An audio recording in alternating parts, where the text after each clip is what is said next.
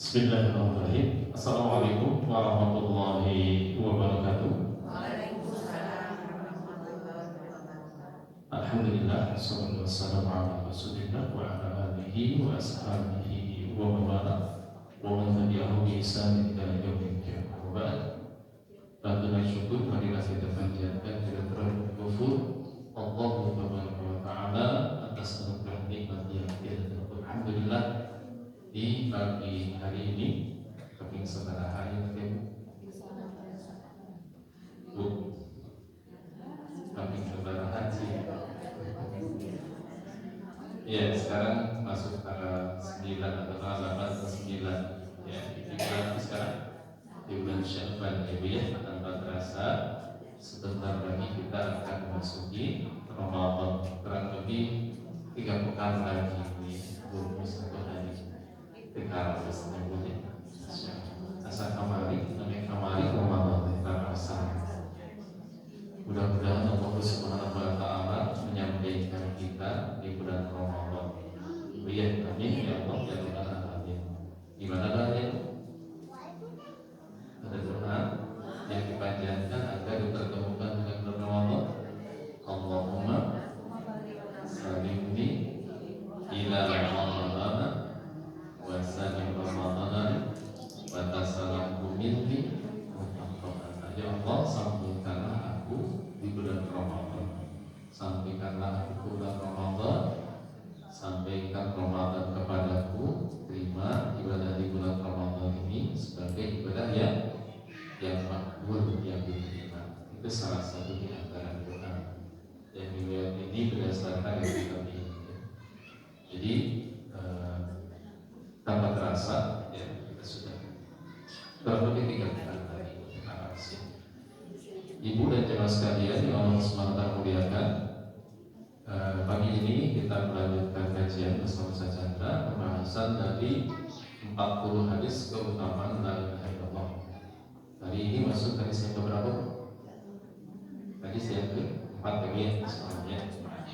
Alhamdulillah. Dan sebelumnya ingin kami sampaikan, pertama-tama kami ucapkan terima kasih kepada para jamaah yang alhamdulillah senantiasa berkontribusi untuk kegiatan kita ya, kegiatan rutin baik itu makanan ya ataupun kegiatan-kegiatan yang lainnya, sehingga alhamdulillah dengan izin Allah Ta'ala bisa dapat dilaksanakan dengan baik. Dan termasuk juga menyampaikan kita sekarang sudah punya toilet, alhamdulillah ya. Program itu tertunda sampai setahun pada Allah. Jadi sekarang toilet akhlak sudah ada, toilet ihwan sudah ada. Tidak ada alasan lagi untuk sama-sama kita untuk sama-sama membuat kemudian alhamdulillah dengan izin Allah Ta'ala memudahkan sehingga dapat realisasi. Ibu dan bapak sekalian yang Allah muliakan, kami sampaikan kegiatan donasi pembuatan toilet kemarin terkumpul 24.768.768 dan baru 95% Bu. Jadi 5% lagi ada yang lebih sedikit lagi karena hari ini ada kajian. Jadi diliburkan mungkin besok bisa. Tapi sudah bisa digunakan alhamdulillah. Jadi baru 95%, sedikit lagi. Dan kemudian donasi yang digunakan saat ini 18.764.000. Jadi ada saldo sekitar 6.3.500. Untuk apa? Insya Allah nanti digunakan untuk pemeliharaan persiapan Ramadan. Ya, nanti biar tambah indah, tambah nyaman. Mungkin nanti karpetnya bisa dilantik segala macamnya. Insya Allah itu digunakan dari dana. Selanjutnya nanti di bulan Ramadan ada beberapa kegiatan yang juga insya Allah padat dengan kegiatan biasanya di Ramadan ini. Ya, sebagaimana pertemuan kemarin dengan tokoh masyarakat di sini, tokoh sesepuh termasuk ibu-ibu yang menjadi penggerak kegiatan di sini. Jadi di sini ada grup ibu-ibu yang menggerakkan kegiatan, ya, koordinasi kegiatan kajian, kegiatan yang insya Allah dilaksanakan. Ya tentu selain kita melaksanakan iftar setiap harinya, insya Allah kurang lebih ada paling tidak 40 orang anak mengaji ngaji di sini setiap hari ibu yang ikut iftar.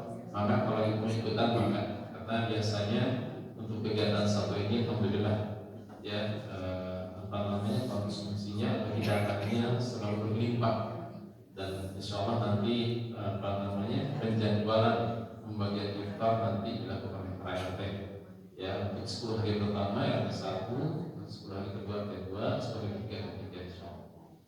Dan tentu juga selain itu juga ada kegiatan tarawih, ada sekitar 15 orang imam. Jadi satu bulan itu hanya kebagian 2 hari. Jadi imam dari dalam, internal dan dari luar insya Allah. Ya, termasuk yang biasa mengisi kajian di sini juga menjadi imam salat tarawih di sini insya Allah. Selanjutnya juga di bulan Ramadan kita ada kegiatan donor darah jadwal nanti dari unit transfusi Rumah Sakit Cibabat, ada di Perawat Rabai dan Insan. Kemudian selain itu juga ada kuliah subuh setiap harinya, ada sholat berjamaah, dilanjutkan dengan kajian Islam rutin setiap hari hingga pukul 5:30 kurang lebih. Nanti disambung dengan tilawah Al-Quran, ibu-ibu ya bu ya, ibu-ibu kurang lebih sampai 8 kabarnya. Dan juga nanti insya Allah selama Ramadan ada beberapa kajian duha menjelang zuhur insya Allah. Selain juga nanti kegiatan tilawah untuk bapak-bapak memfasilitasi khusus untuk ikhwan dari jam 10 sampai zuhur. Tapi nanti ada beberapa jadwal yang nanti diisi dengan kajian Islam. Insya Allah nanti bisa untuk pematerinya dan asatidnya kemudian juga insya Allah nanti ada buka bersama, kemudian sahur bersama ya insya Allah. Selain itu juga pengajian anak-anak yang diampu sama Tehlia sama Tehriri di setiap harinya berjalan rutin seperti biasa pada asar hingga 5:30 ya, 5:30 nanti mereka dipersilakan pulang untuk persiapan iftar, nanti iftar bersama di sana. Kemudian juga nanti ada kajian Islam yang rutin ya seperti biasa. Namun untuk di bulan Ramadan, Qadarullah Ustaz Chandra ada jadwal sehingga nanti di bulan Ramadan kajiannya diikutkan dulu. Adapun nanti soal diganti dengan yang lain. Adapun Ustaz Abu Umar seperti biasa, beliau nanti digeser ke sore kajiannya menjelang buka bersama insya. Kemudian juga kegiatan etika, kegiatan Idul Fitri dan kegiatan present. Tapi sekarang kalau melihat tentu kegiatan ini juga membutuhkan sinergi dan donasi yang cukup besar, kurang lebih hampir 29 juta, hampir 30 juta. Oleh karena itu insya Allah dengan keridhaan Allah Ta'ala pada orang Allah yang mempunyai berbagai harta mendominasikan, mendonasikan untuk kegiatan Ramadan ini, dan itu sangat luar biasa pahalanya ya. Karena di sana ada kegiatan iftar, kegiatan kajian, kegiatan yang seperti disebutkan. Oleh karena itu nanti kami share berupa flyernya ya untuk open donasi terkait kegiatan di bulan Ramadan. Termasuk juga nanti ada samlak ya, kegiatan samlak. Samlak itu rencananya hanya jadi pesantren Hadrah Ramadan ya, itu dilaksanakan setiap hari. Nanti pembukaannya pas di awal Ramadan. Ini untuk anak-anak usia SD dan SMP. Alhamdulillah hampir 60 kurang lebih segitu ya, 50 sekian luar biasa. Maka silakan ibu-ibu yang mempunyai putra putri cucunya silakan daftarkan di sini. Ada para asatid, itu kegiatan biasanya dari jam 8 pagi sampai dengan zuhur. Ya insya Allah diramus demikian semenarik mungkin untuk usia-usia mereka, dan harapannya ke depan tentu saja adalah anak-anak kita yang mereka lah generasi-generasi yang melanjutkan memakmurkan masjid ini. Karena tentu kita kan makin kesini tentu usia yang buya, atau bagaimanapun kita ini ada khalifah. Khalifah di sini ada khalifah, artinya sering menggantikan. Generasi kita akan berganti, tentu mereka lah yang nanti akan meneruskan memakmurkan masjid yang kita cintai ini. Baik, demikian barangkali Bapak Ibu sekalian yang kami muliakan, sekali lagi kami haturkan jazakumullah khairan katsiran kepada para donatur, para dermawan baik yang rutin ataupun yang tidak rutin yang menerjemahkan buku kegiatan ini. Dan juga kami mohon maaf atas mungkin tempat yang demikian. Alhamdulillah ya, karena memang demikian adanya, mudah-mudahan kita tidak mengurangi esensi hadir kita untuk thalabul ilmi ya, karena namanya menuntut ilmu itu dimanapun kita insya Allah akan mendapatkan faedah selama kita meniatkan dan hadirnya tentu nanti menyimak sebaik-baiknya. Apalagi tema yang disampaikan adalah tema kaitan dengan tauhid yang tentu sangat kita butuhkan untuk roh dan jiwa kita ya, baik di dunia maupun di akhirat. Jemaah sekalian memuliakan, barangkali itu saja yang kami sampaikan, dan alhamdulillah Ustaz sudah bersama-sama kita. Silakan ibu-ibu persiapkan catatannya. Mungkin nanti di sesi akhir ada satu pertanyaan, silakan. Nanti kalau Ustaz berkenan gitu ya. Dan nanti ada sedikit hidangan ya, seperti biasa misalnya ya. Belum siap sekarang, kita ngaji dulu fokusnya ya. Nanti disiapkan sama yang demikian. Mohon maaf atas segala kekurangannya. Assalamualaikum warahmatullahi wabarakatuh. Dan alhamdulillah besar sudah hadir bersama kita.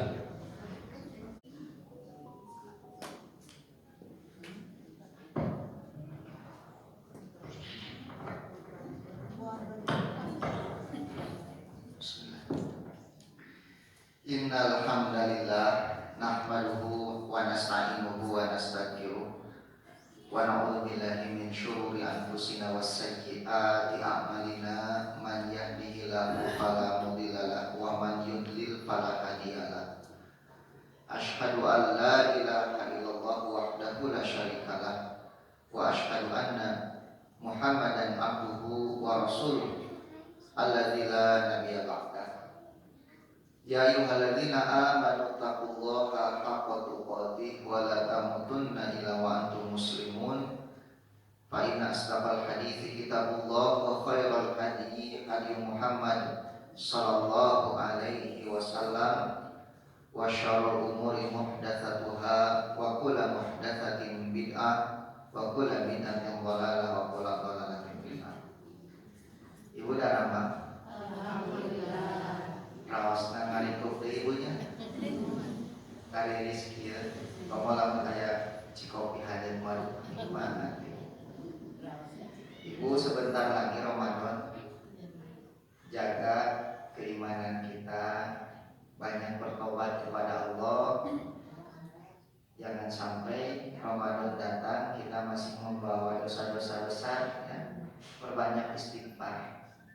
Kemudian menjaga stamina.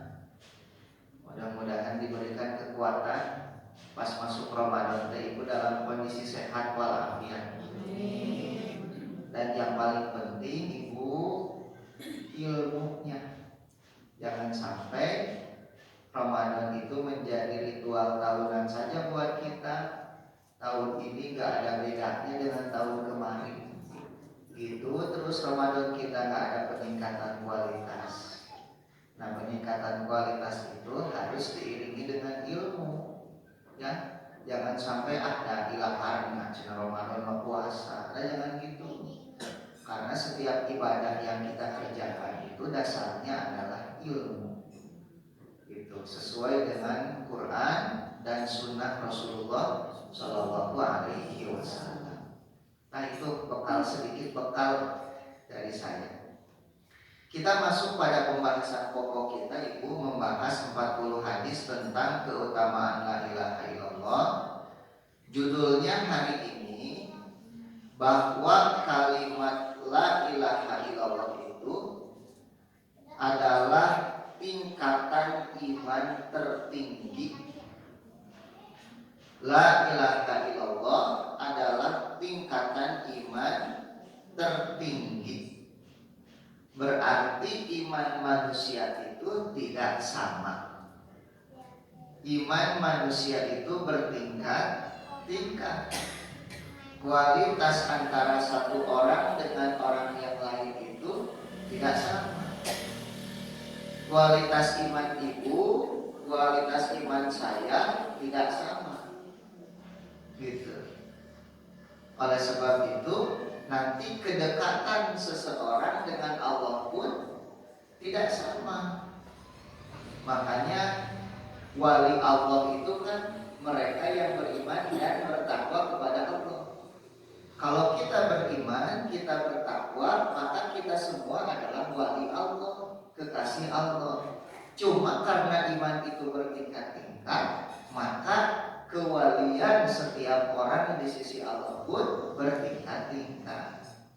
Jadi ibu wali Allah teh tong ngabayangkeun pararaneh, bisa mampu kalangi mapah di luhur rencai, bisa nembus gunung, batu jadi emas, daun jadi hartos, atau beunghar ibu teh meureun. Nah, itu mah cerita-cerita karangan eta mah kapungkur urang di alit sok nonton film Wali Songo geuninnya. Mata araraneh aya nu tampa pigireun tangnon susukan jadi we wali jaga kali. Wali mana bu? Kali jaganya. Kali jaga. Sunan kali jaga gitu nya. Ari eta lamun tapak digigireun susukan mang tahun-tahun salatna iraha. Jumaah-jumaah bolos mun ibunya. Atuh namanya nu kitu jadi wali ibu.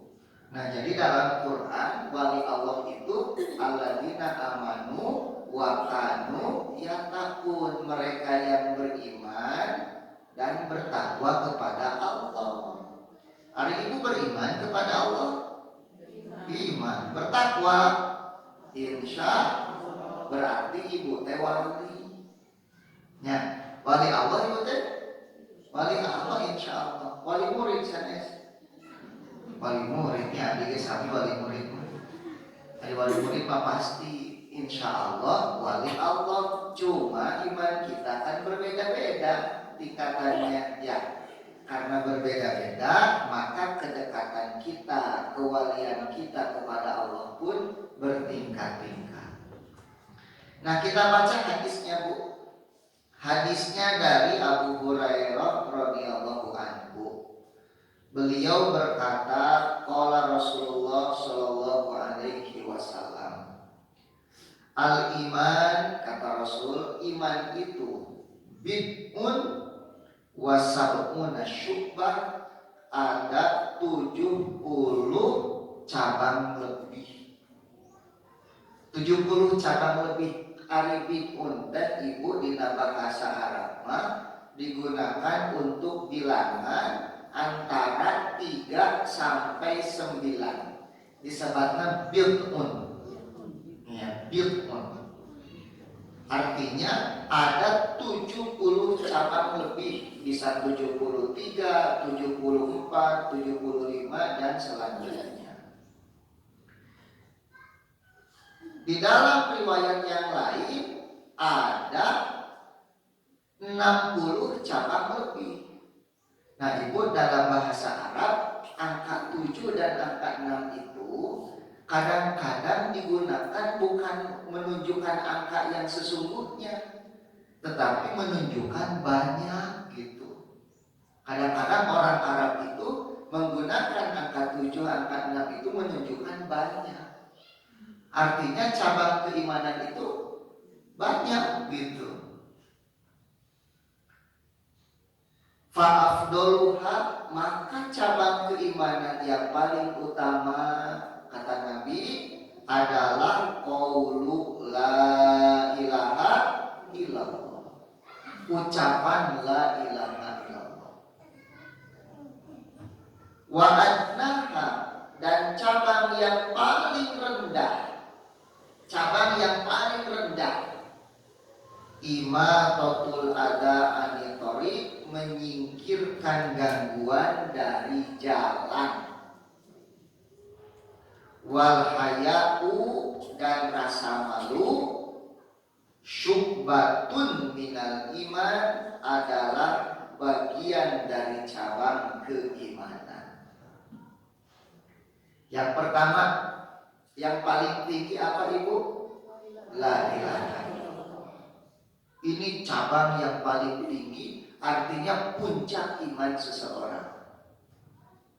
Karena dengan kalimat ini Seseorang menjadi muslim setelah dia musyrik. Seseorang menjadi mukmin setelah dia kafir. Tanpa la ilaha illallah tidak ada Islam dan tidak ada iman. Karena ini puncaknya. Bahkan dengan kalimat la ilaha illallah, darah seseorang itu terpelihara, hartanya terpelihara, kehormatannya pun terpelihara. Kalau la ilaha illallah ini hilang, ibu, hilang dari diri kita, jangan harap kita masuk ke dalam surga. Karena kalau la ilaha illallah itu hilang, artinya kita murtad dari agama kita. Oleh sebab itu, ibu, Nabi bersabda di dalam sebuah hadis, Rasul amri al-Islam, puncak dari urusan itu adalah al-Islam. Maksudnya apa? At-tauhid, yaitu realisasi dari la ilaha illallah. Siga mastaka, ibu, kalau dalam tubuh kita namanya berarti la ilaha illallah teh mastakana gitu kan. Ketika kepala kita dipenggal, hirup moal, ibu, moal. Ibu pernah tinggal jalmi ke aya mastakaan? Papa-papahan ke pasar misalnya, balanja kamon, moal aya. Orang yang terpenggal kepalanya mati, dia menjadi mayat. Maka seorang mukmin yang hilang la ilaha illallahnya berubah statusnya menjadi kafir. Nah, orang kafir itu hakikatnya orang yang sudah mati secara ruhiyah walaupun jasadnya masih hidup. Mereka itu zombie, orang-orang kafir itu, ibu, bangkai yang berjalan. Karena kepalanya sudah hilang, kalimat tauhidnya sudah tidak ada. Makanya ibu jaga kalimat ini, jangan sampai kita mengucapkan, melakukan atau meyakini sesuatu yang bisa membatalkannya. Karena kalimat tauhid itu bisa batal, ibu, bisa hilang dari diri kita. Misalnya ada orang mencaci maki Nabi Muhammad, itu kalimat tauhidnya hilang. Ada orang mengatakan syariat Islam itu sudah tidak layak digunakan mengatur urusan kehidupan, itu kalimat tauhidnya batal. Batal itu. Atau orang mengatakan jilbab itu tidak wajib, itu budaya, itu batal kalimat tauhidnya. Ya. Atau misalnya dia menghina Allah Subhanahu wa taala, menghina para sahabat Nabi. Seperti orang-orang Syiah yang menganggap sahabat Nabi murtad setelah Nabi wafat, itu batal la ilaha illallahnya. Mereka bukan lagi Islam. Nah, itulah puncaknya, ibu, la ilaha illallah gitu. Nah, ibu, nanti dari la ilaha illallah ini bercabang hal-hal yang lainnya gitu. Dari la ilaha illallah ini ada konsekuensinya. Kalau la ilaha illallah ini batal, ibu, maka ibadah apapun yang ibu kerjakan tidak akan diterima oleh Allah. Ibu pada sholat, ibu puasa Ramadan, ibu naik haji, ibu menunaikan zakat, tapi kalimat la ilaha illallahnya rusak, maka semua amalan tadi, kata Allah, haba'an mansura, seperti debu yang diterbangkan. Makanya ibu, kalau ibu melakukan kebaikan itu, fondasi la ilaha illallahnya harus ada. Karena ada orang melakukan kebaikan, fondasinya bukan la ilaha illallah. Ada orang memberi, menyantuni fakir miskin, ibu ya, menolong anak yatim, menyekolahkan mereka yang tidak mampu. Tapi kemudian dia melakukan kebaikan itu bukan dasar la ilaha illallah. Naon dasarna abdi mah cenah ieu mah ajaran karuhun we cenah kitu. Ieu mah ajaran nenek moyang. Ieu mah kemanusiaan we dasarna atur rugi ibunya.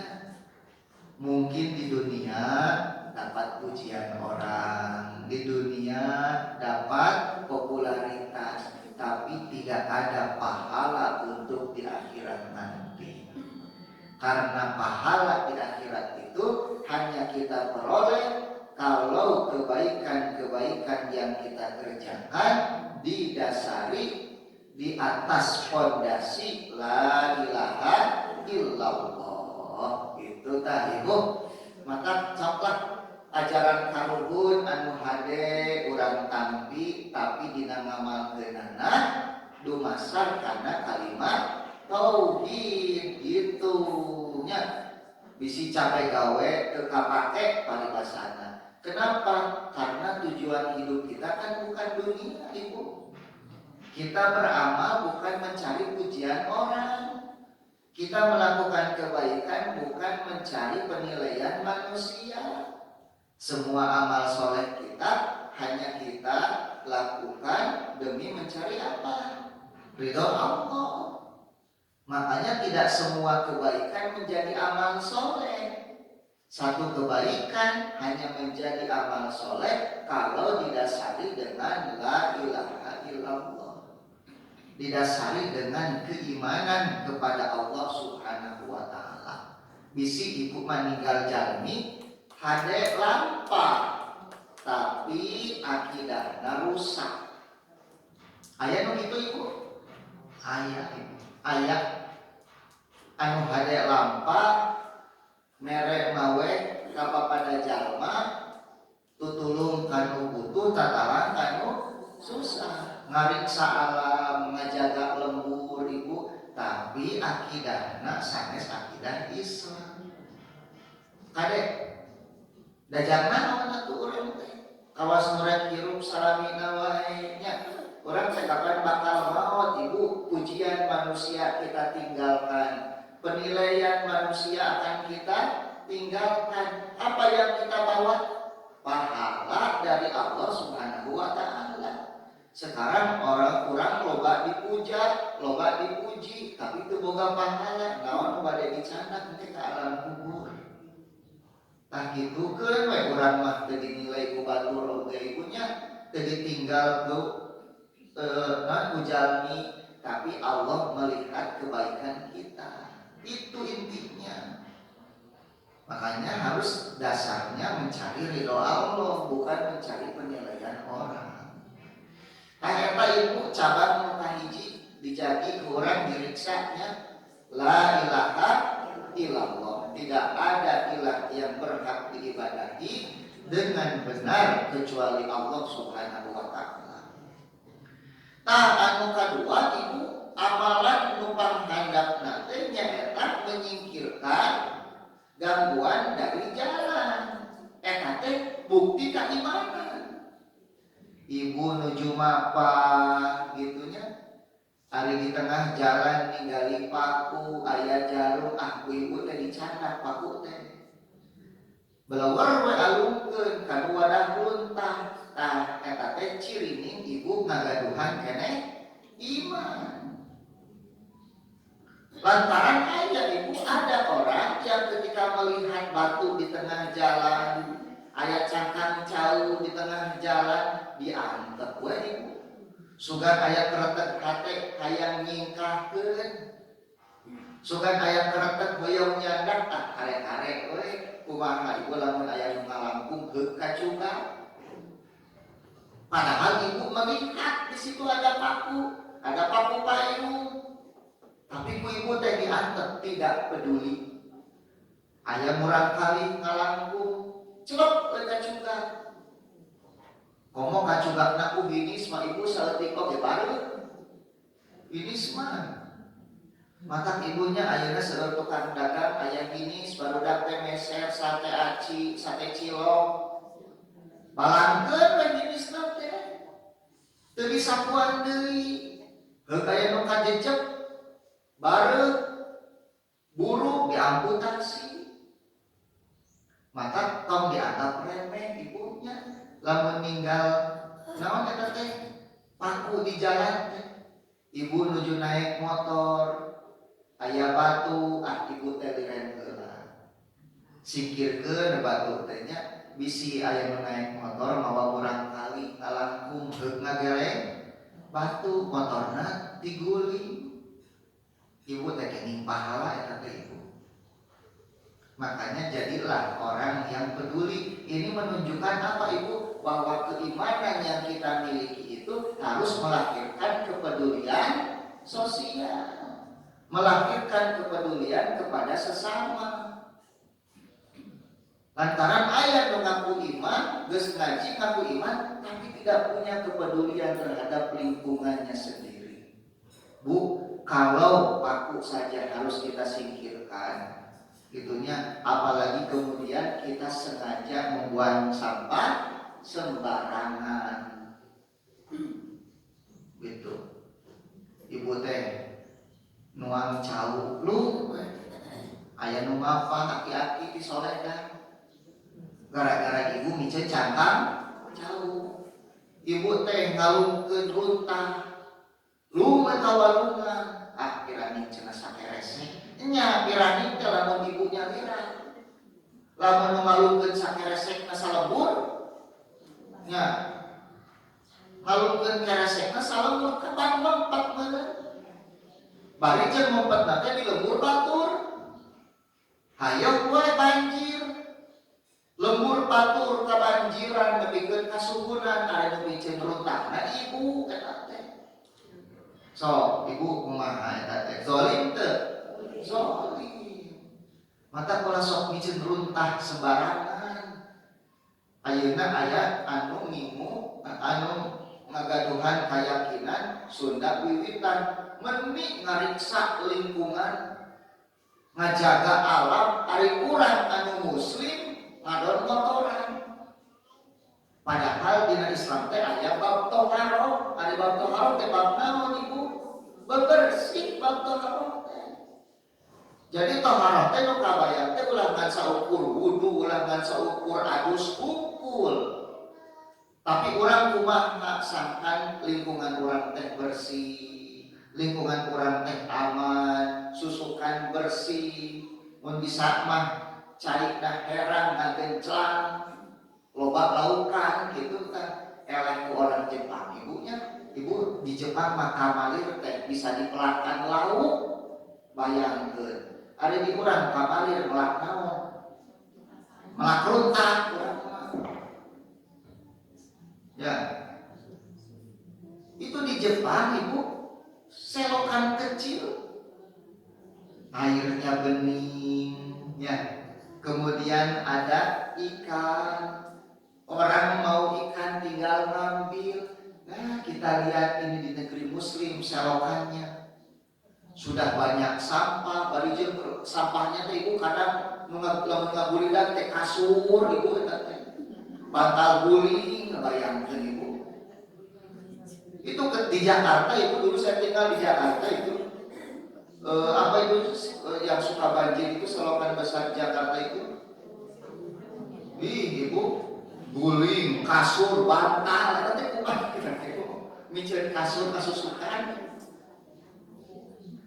Makanya, atau misalnya ibu ada Bangladesh itu kan negeri Muslim Bangladesh itu, tapi menjadi negara paling kotor sedunia, bayangkan. Sampahnya itu, aduh. Makanya ibu, kita itu sering dinyinyirin oleh orang-orang kafir itu karena perilaku kita sendiri.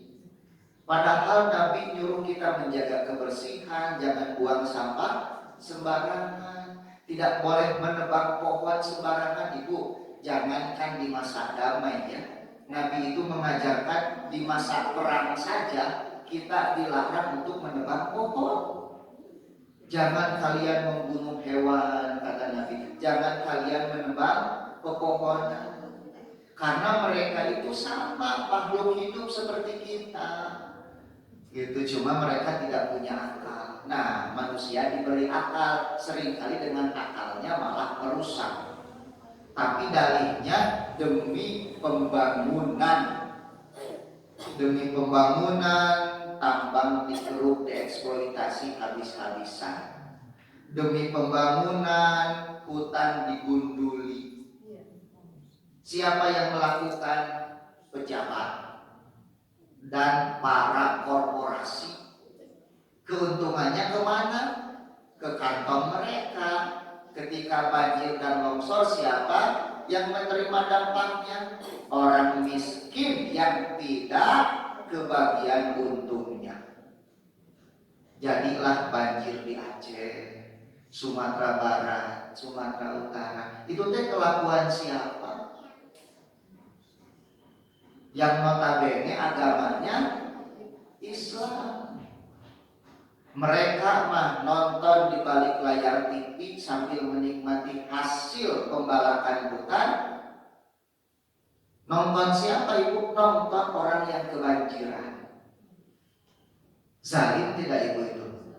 Zalim. Lalu yang disalahkan siapa? Curah hujan. Cek hujan mengenang, wajah nyalakan aing, kan gitu. Ibu, sedari dulu hujan itu sudah ada, badai ada, tapi kenapa Kus-Kus mengatakan, orang bilang tanah kita tanah surga? Berarti kan sejak dulu itu walaupun ada hujan deras, ada angin kencang, tidak pernah terjadi bencana. Karena alamnya masih terjaga. Dan Allah menurunkan hujan itu sesuai dengan takarannya. Ibu baca surat Al-Mu'minun ayat 18. Wa anzalna minas sama'i ma'an. Dan kamilah yang telah menurunkan hujan dari langit biqadarin, sesuai dengan ukurannya, kata Allah. Dengan takarannya. Fa'askannahu fil ardi, kemudian hujan itu kami simpan di bumi. Berarti bumi itu wadah hujan. Wa inna ala dhahabin bihi laqadirun, dan kami sanggup menghilangkan air dari bumi itu. Berarti kalau bumi itu wadah hujan dan sekarang terjadi longsor, berarti wadahnya sudah rusak. Pertanyaannya, yang merusak wadahnya siapa? Dalam surat Ar-Rum Allah mengatakan wa dhaharul fasad, telah nampak kerusakan. Fil barri, di daratan, wal bahri, dan lautan, bima kasabat aydin nas, disebabkan tangan-tangan manusia. Nah, itu jadi dosa manusia yang menyebabkan alam ini rusak sehingga tidak bisa menampung hujan yang Allah turunkan. Bandung Barat kemarin ibu ya sudah longsor lagi. Mudah-mudahan Allah merahmati orang-orang yang tertimbun, menjadikan mereka sebagai syuhada. Mudah-mudahan, karena di antara kematian yang menjadi sebab kesyahidan adalah tertimbun. Gitu ya, tenggelam. Mudah-mudahan saudara kita di Aceh sudah mulai pulih nih. Di Sumatera pun sama, sudah mulai pulih. Kita nggak tahu berita yang sebenarnya seperti apa di sana itu. Tapi ingat ibu, lihat, ada duri sedikit saja Islam begitu perhatian. Apalagi merusak alam, aduh, haram hukumnya. Haram hukumnya. Cuma sayangnya kok bisa ya organisasi-organisasi Islam itu malah menerima konsesi tambang itu. Saya nggak ngerti. Dengan alasan ingin menjadi contoh bagaimana katanya tambang yang sesuai dengan syariat Islam. Apakah benar seperti itu? Atau pertimbangannya fulus? Dengan fulus segalanya mulus. Tidak punya fulus, ibu diinfus. dan akhirnya apa? Mampus, betul.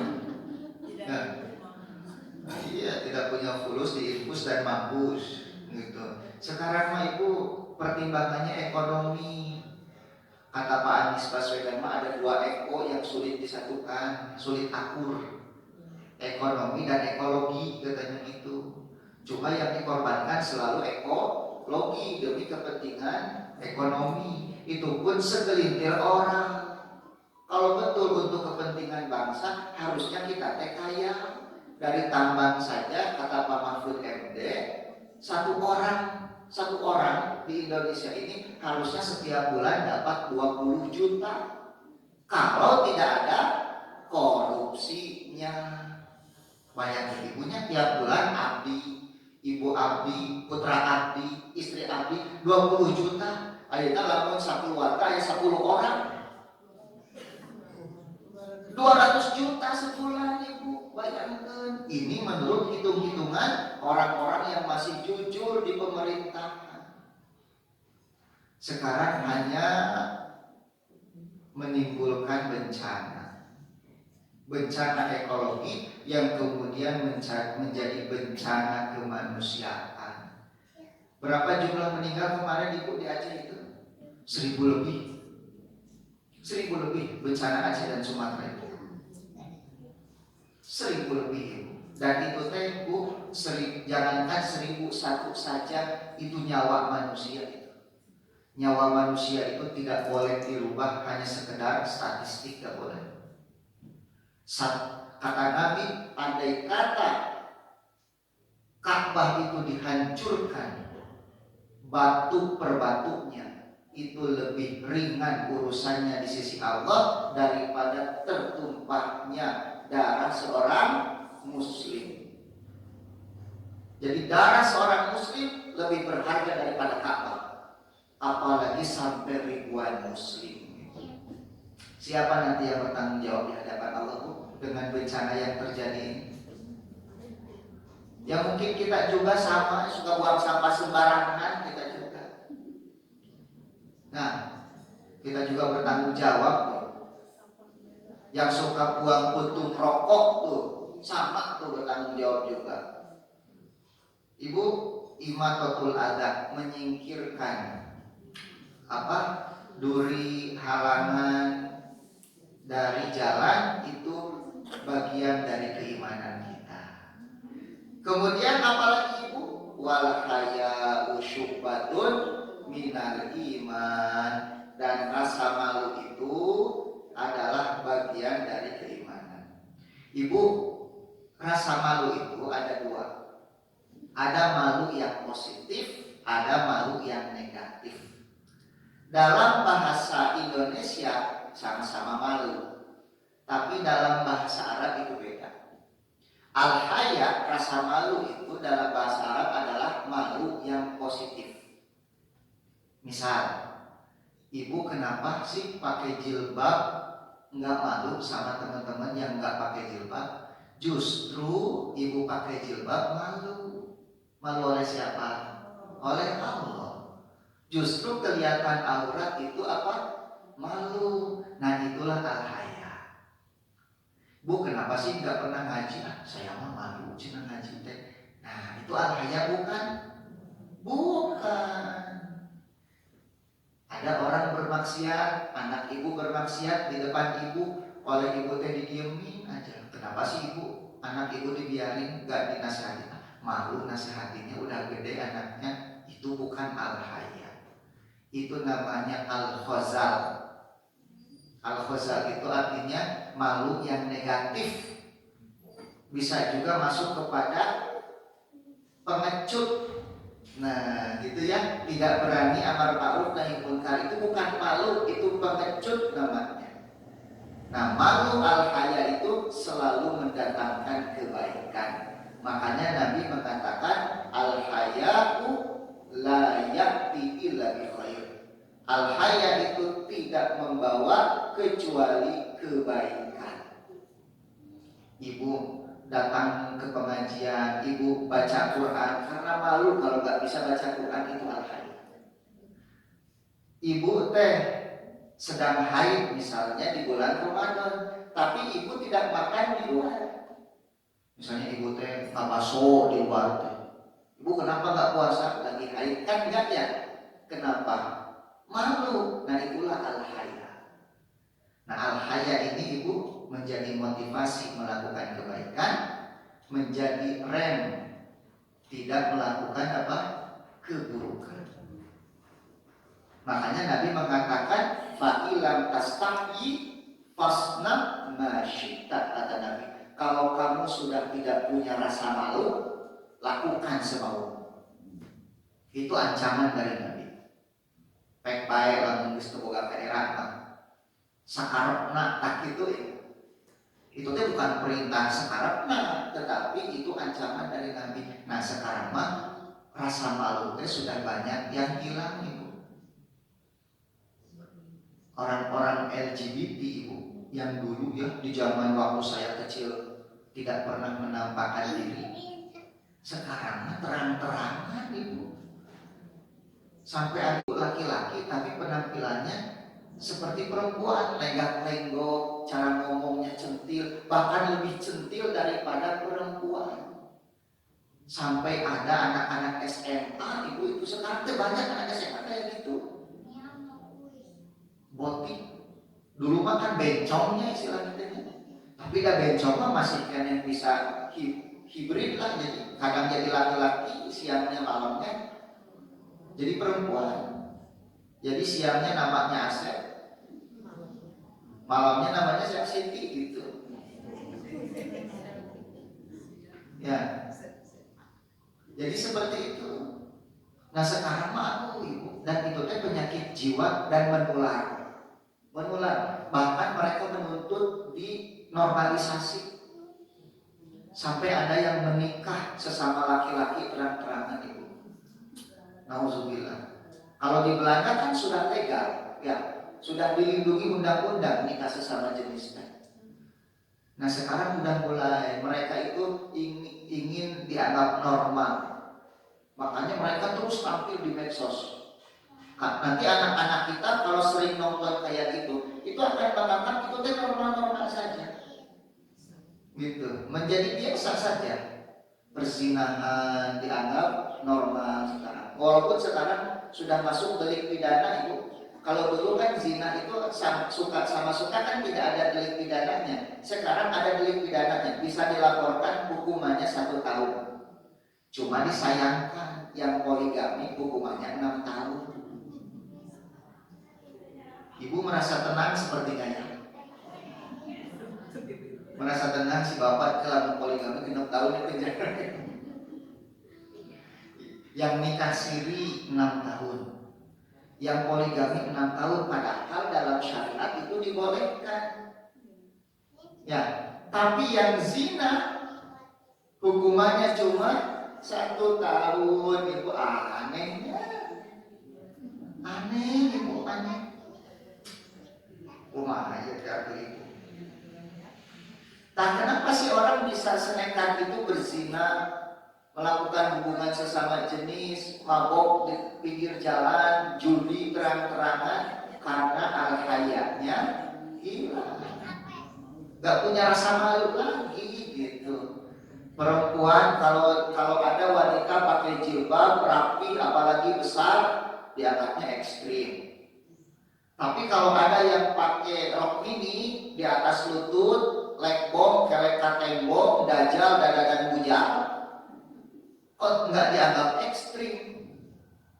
Padahal itu ekstrim banget itu, mengundang kejahatan lagi. Kalau ada yang pakai jilbab, apalagi bercadar, dianggapnya budaya Arab. Ada yang pakai lekbong dan dajal serta di atas lutut tidak dianggap budaya Barat. Padahal kan itu budaya Barat juga. Nah berarti orang Islam lebih gandrung kepada Barat ketimbang Islam sekarang dan itu teh perang ibu, namanya Ghazwul Fikri, perang pemikiran, perang budaya. Karena Islam itu dianggap ancaman bagi eksistensi budaya Barat. Sekarang perang-perang di Timur Tengah yang katanya untuk counter terorisme itu bohong semua itu. Tapi itu cara Barat untuk menghegemoni negara-negara non-Barat demi mempertahankan budaya mereka, mempertahankan eksistensi mereka di samping tujuan-tujuan ekonomi, minyak dan industri militer. Bagi mereka kan militer perang itu bisnis. Bagi Barat itu perang itu bisnis. Karena mereka bisa memasok senjata gitu ya. Jadi kita itu sekarang sedang berperang dengan kekuatan peradaban Barat. Nah, Ibu terakhir Ibu, hadis ini merupakan dalil bahwa iman itu harus diyakini dengan hati, diucapkan dengan lisan, dan diamalkan dengan perbuatan. Makanya Nabi mengatakan tingkatan iman tertinggi adalah ucapan la ilaha illallah, paling rendah adalah menyingkirkan gangguan dari jalan, itu perbuatan, dan malu bagian dari iman. Ari malu di mana tempatnya Ibu? Di telinga, di hidung. Malu itu tempatnya di dalam hati. Cuma teraplikasikan dalam perbuatan sehari-hari. Nah, kalau ditanya mana sih dalil bahwa iman itu harus diyakini dalam hati, diucapkan dengan lisan, dan diamalkan dengan perbuatan, jawabnya adalah hadis ini. Gitu ya. Wallahu a'lam bishawab. Nah, nanti Ibu untuk pengembangan cabang iman lebih banyak lagi, lebih luas lagi, itu dalam kitabnya Imam Al-Baihaqi, namanya kitab Syu'abul Iman, cabang-cabang keimanan. Jadi Imam Baihaqi menulis khusus kitab tentang cabang-cabang keimanan, judulnya Syu'abul Iman. Wallahu a'lam bishawab. Alhamdulillahirabbil alamin. Kalau ada pertanyaan satu saja. Silakan. Waalaikumsalam.